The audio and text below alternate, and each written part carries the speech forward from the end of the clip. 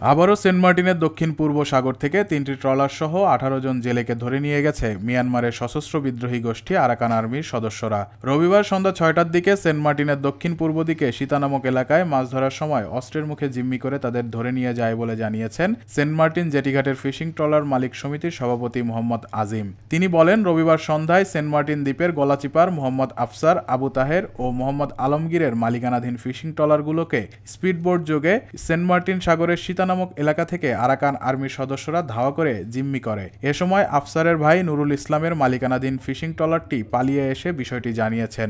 এখন পর্যন্ত জেলেদের কোনো খোঁজ পাওয়া যায়নি। তারা সবাই সেন্ট মার্টিন দ্বীপের বিভিন্ন গ্রামের বাসিন্দা বলে জানা গেছে। এর আগে গত 5 আগস্ট থেকে 28 আগস্ট পর্যন্ত 23 দিনে 10টি ট্রলার সহ 63 জন জেলেকে ধরে নিয়ে যাওয়ার তথ্য জানিয়েছে ট্রলার মালিকরা। ফলে গত 26 দিনে 13টি ট্রলার সহ 81 জনকে ধরে নিয়ে গেছে আরাকান আর্মি, যাদের খবর পাচ্ছে না স্বজনরা। এ নিয়ে গত বছরের ডিসেম্বর থেকে 1 সেপ্টেম্বর পর্যন্ত নাফ নদী ও বঙ্গোপসাগরের বিভিন্ন পয়েন্ট থেকে আরাকান আর্মি 285 জন বাংলাদেশি জেলেকে ধরে নিয়ে গেছে। এর মধ্যে বর্ডার গার্ড বাংলাদেশের কয়েক দফার প্রচেষ্টায় 189 জন জেলে এবং 27টি নৌযান ফেরত আনা সম্ভব হয়েছে।